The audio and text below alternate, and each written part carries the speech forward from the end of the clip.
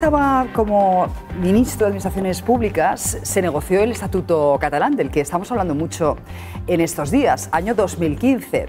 Entonces se descartó un concierto económico, pero se creó una Hacienda catalana, que en muchas ocasiones, y en este desbarajuste informativo que tenemos, esa falta de información y pedagogía por parte del Gobierno, se nos dice, pero si esto que se está negociando o se ha negociado entre Esquerra y el PSC ya estaba en el Estatut catalán, ¿es así? No es así, ¿no? En primer lugar, nosotros teníamos y tenemos un problema con la financiación autonómica y ahora tenemos dos problemas con la financiación autonómica. El anterior que no lo hemos resuelto y además ahora las señales que lanza el acuerdo entre el PSC y Esquerra con el beneplácito del Gobierno, ¿no?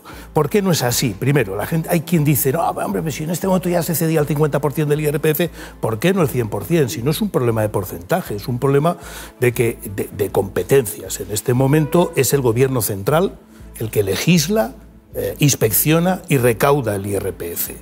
Y lo que allí se dice es que a partir del momento en el que se llegue se haga legal, si es que es posible, esa conclusión, será la Generalitat la que lo hará todo esto. Por tanto, hay una transferencia de competencias del Gobierno central a la Generalitat. Y una cosa es, volviendo a la pregunta de la agencia, yo lo promoví, es que en un sistema en el cual tenemos un Estado pero 17 administraciones más una, que es la central, parece razonable que si además participan en la recaudación de algunos tributos, la agencia tributaria sea federal, esta sí. Es decir, que la agencia tributaria sea compartida por las 17 comunidades autónomas más el Gobierno central. Tampoco es eso lo que aquí se está diciendo.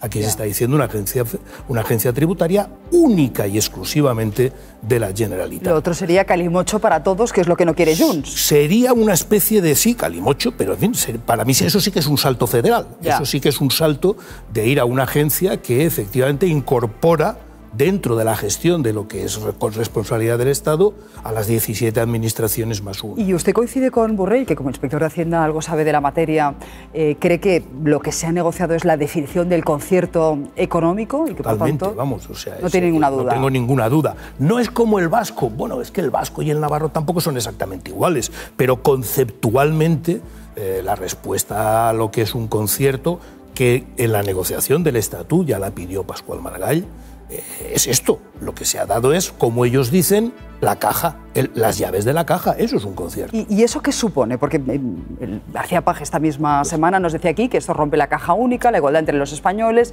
va a tener consecuencias para las ahora mismo autonomías que bueno, pues, están recibiendo más fondos, que por tanto están más empobrecidas. Todo eso es verdad. Y además, en mi opinión, nos ha desviado del foco del problema central. El problema central es que en este momento, con el modelo actual que está caducado, las comunidades autónomas no reciben suficientes recursos como para financiar adecuadamente los servicios públicos que prestan.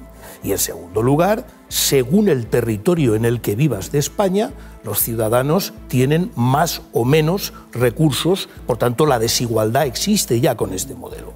Y en lugar de abordar eso, abrimos un espacio nuevo en el cual para mí lo más importante, como digo, es que ha habido una transferencia de competencias, es decir, responsabilidades que la Constitución atribuye al Estado central se han transferido unilateralmente a la Generalitat, que no solo es, como hemos dicho antes, la legislación, recaudación, etcétera, de los impuestos, sino también la parte de la solidaridad, es decir, la solidaridad en el modelo español, que no es el alemán, es responsabilidad del Gobierno central. Es responsabilidad del Estado central decidir quién pone y a dónde va los recursos para garantizar esa igualdad de los españoles territorial.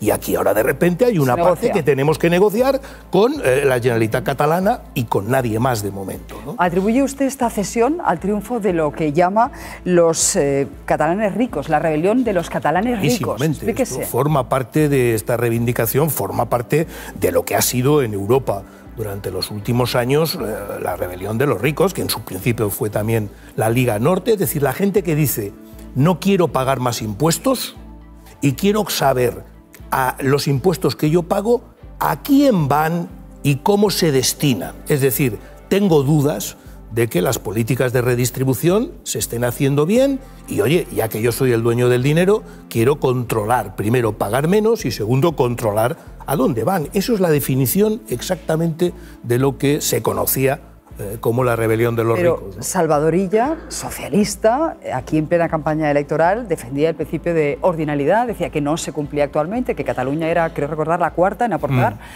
fondos a la hacienda común y la 10ª en recibirlos, y que por tanto eso era injusto respecto a lo que ocurría en otras autonomías. Dos reflexiones, y a mí, vamos, me parece que lo mejor de todo esto es que ella sea presidenta, vaya eso por delante, ¿no? Y lo que representa de que efectivamente, como habéis estado viendo, y ha demostrado mucho la diada de ayer, el independentismo está perdiendo políticamente, aunque está ganando, está perdiendo electoralmente, aunque está ganando políticamente, ¿no? Pero el propio concepto de ordinalidad es que sí que está en el estatuto, es un propio concepto en el cual Cataluña decide unilateralmente limitar la solidaridad que el Estado extrae para el resto de comunidades autónomas. Es decir, es una limitación unilateral. Tú puedes estar o no de acuerdo con el criterio de si soy la cuarta en aportar y la quinta. Puedes estar o no de acuerdo, pero eso no lo decides tú, lo decide el Parlamento de España. Eso es competencia del Estado central y, por tanto, la batalla la tienes que dar ahí.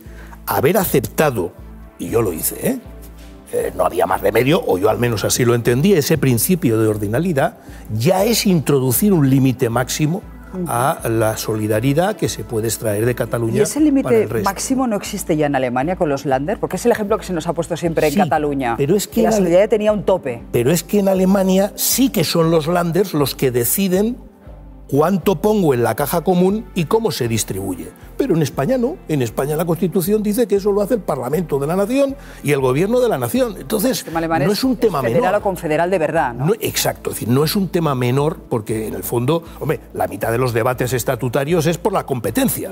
Y aquí les hemos cedido una competencia esencial como es la regulación del impuesto sobre la renta, que es un impuesto troncal, y además les hemos dado parte, tienen que opinar sobre cuánto dinero va a Extremadura, cuánto dinero va a Castilla-La Mancha o cuánto dinero va a la Comunidad Valenciana, ¿no? Es curioso porque el proceso empezó con el España nos roba, con esa demanda de un pacto fiscal que abanderaba Artur Mas, con el apoyo de La Vanguardia en ese momento y toda la burguesía catalana.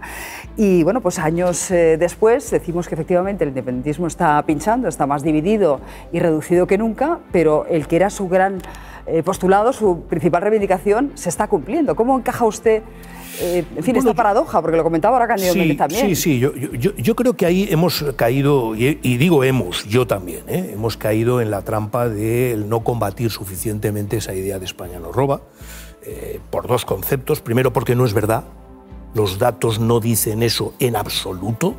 Es decir, la comunidad catalana no está infrafinanciada, como sí que lo está la Comunidad Valenciana, o sí lo está Murcia, o sí lo están otras muchas, y lo que está es en la media de las comunidades autónomas, por tanto no es verdad. Y cometimos el error también, y vuelvo a insistir, cometimos, yo también, de aceptar el propio concepto de balanza fiscal, ¿no? Esto es mezclar peras con tomates, quiero decir, la fiscalidad es de las personas físicas o las personas jurídicas, no de los territorios. Por tanto, medirlo territorialmente es tan arbitrario como seguro que dentro de Cataluña se podría hacer con Barcelona, ¿no? Y seguramente Barcelona podría decir que el resto de Cataluña también le roba, ¿no? Y dentro de Barcelona, pues unos barrios respecto a otros barrios, pero es que tributan las personas, no los territorios. Y obviamente el concepto de tributación incluye el concepto de solidaridad y de redistribución, ¿no? La quita que va a ofrecer el Gobierno a algunas comunidades autónomas y con la que pretende también dividir a las del Partido Popular, porque, en fin, Valencia una quita es sumamente necesaria porque están muy endeudados.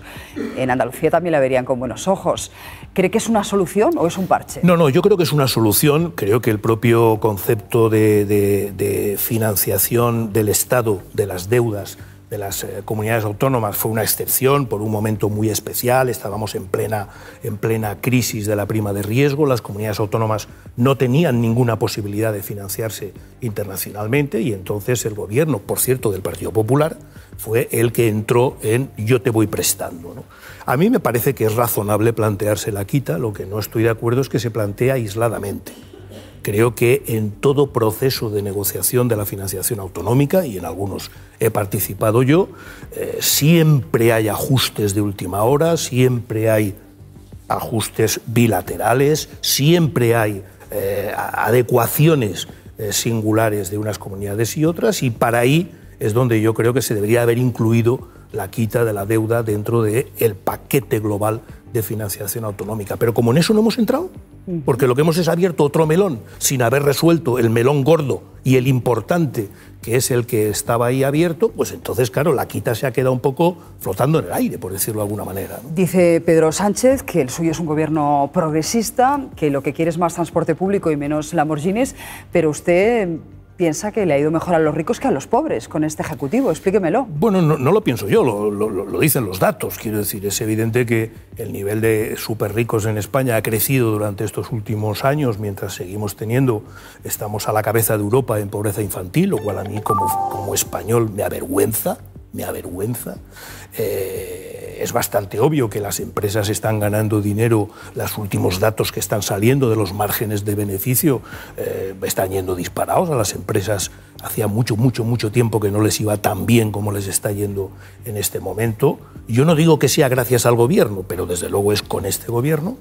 Y creo que los problemas consustanciales a lo que es la ideología de izquierdas, progresista, el ascensor social, corregir las desigualdades, combatir la pobreza, está un poco aparcado en lo que es el centro de preocupaciones de este gobierno, ¿no? Es decir, yo estoy, por supuesto, a favor de que se reduzca la jornada laboral, pero cuando tenemos el mercado laboral que seguimos teniendo, la tasa de paro que seguimos teniendo, el paro juvenil y la precariedad laboral que seguimos teniendo, no me parece que esa sea la primera prioridad de un gobierno. El debate está desenfocado, ¿no? Por tanto, creo que se ha desenfocado. Dicho esto, se ha gestionado muy bien una coyuntura muy adversa.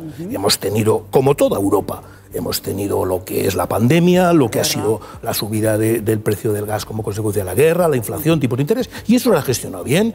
Nosotros tenemos un país, lo que yo llamo el país del sentido común, del que tendremos que sentirnos orgullosos. Estamos entre la élite democrática del mundo, entre los 20 países más ricos del mundo, y yo como español me siento orgulloso de eso. ¿Cuál es el problema? Hombre, que yo sí que veo que las dificultades que seguimos teniendo, la productividad, la vivienda, etcétera, etcétera, solo se pueden resolver con pactos y acuerdos entre niveles institucionales y entre partidos políticos.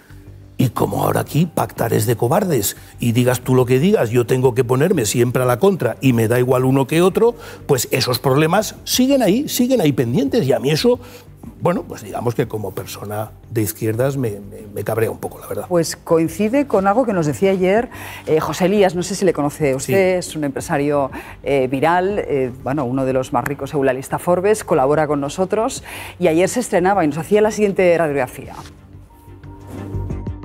Que el único secreto que te puedo decir que funciona es trabajar y tener resiliencia. Siempre hago un poco la coña esta de que para mí los fracasos y las ruinas son como un tatuaje que tienes que mostrar con orgullo. Para repartir la riqueza hay que generarla. Estoy muy orgulloso de tener un Lamborghini y si me tengo que comprar otro me lo voy a comprar. En este país son 3.300.000 autónomos y son mucha gente y muchos autónomos los que lo están pasando muy mal. Yo creo que España no va como un cohete ni va a ir en los próximos años. Ojalá todos puedan acabar siendo Amancio Ortegas y donando cosas a la sanidad pública. La generación del 76 fuimos la última generación que vio una España digna, ¿no? Hoy en día los chavales aspiran a compartir habitaciones, los abuelos van a aspirar a compartir pisos. ¿Tú vienes de una familia humilde? Bueno, nosotros éramos pobres como ratas, ¿eh? Que estaba trabajando peor o funcionaba peor el ascensor social y luego claro. El tema de la vivienda, que es verdad. Pero es que eso es mis chavales no sé cómo se lo van a hacer, pero Susana, de nuevo, no era un problema para mí. Por eso digo que a mí eso me enfada, porque dentro de lo que cabe, el país es rico, estamos creciendo más que la media europea, estamos creando empleo, todo eso es verdad. Lo que no estamos es poniendo los instrumentos necesarios para que eso se distribuya. Es decir, ¿alguien cree de verdad que el problema de la vivienda, que creo que es uno de los más gordos que tiene en este momento la generación, porque por cierto, quien tiene una familia que le puede pagar el piso se lo compra, ¿eh? Por tanto, estamos hablando de los jóvenes que no tienen recursos. ¿Pero alguien cree que eso se puede resolver solo desde el gobierno central o solo desde una comunidad autónoma o un ayuntamiento? Es imposible. Tendrán que sentarse y ponerse de acuerdo en un plan nacional de construcción de viviendas, las tres administraciones. Gobierne quien gobierne, porque no es un tema de izquierdas o de derechas, es una necesidad social, que por cierto le vendría también muy bien al empleo y le vendría también muy bien al PIB, ¿no? El que eso no se haga porque ese bloqueo, esa crispación política lo imposibilita aparentemente, yo creo que es lo que a mí me deprime, porque creo que tiene solución si los políticos cambiaran el chip y empezaran a decir, oye, discrepamos en algunas cosas, pero en otras habrá que ponerse de acuerdo, ¿no? Que esto es una democracia, ponernos de acuerdo allá donde no lo estamos, ¿no? Interesantísima reflexión. No sea usted tan caro de ver, señor Sevilla. Muchísimas es un placer gracias. tenerle en Espejo Público. Por cierto, Jordi Sevilla estuvo con nosotros también en un observatorio económico que tuvimos hace años. Es que son ya 19 temporadas y, en fin, hay caras conocidas que siempre es un